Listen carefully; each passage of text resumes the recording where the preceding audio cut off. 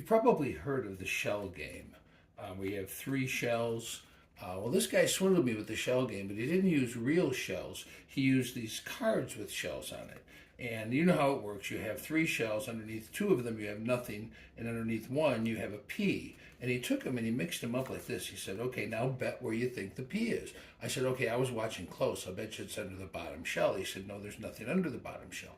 I said, okay, nothing under the bottom shell. I'll bet you $1 it's under the top shell. He said, no, nothing under the top shell either. I said, okay, nothing under the top, nothing under the bottom. I'll bet you $1 it's under the middle shell. He said, no, there's nothing under the middle shell either. I said, okay, I'll bet you $1 you don't have a P under any of those shells. He said, no, you're wrong again. There's a P under the top shell, and he put that on the bottom.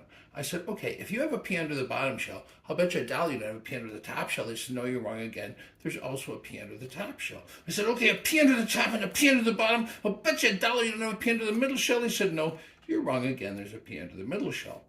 Well, the moral of this story is don't gamble. Because if you do, you always wind up behind the 8 ball.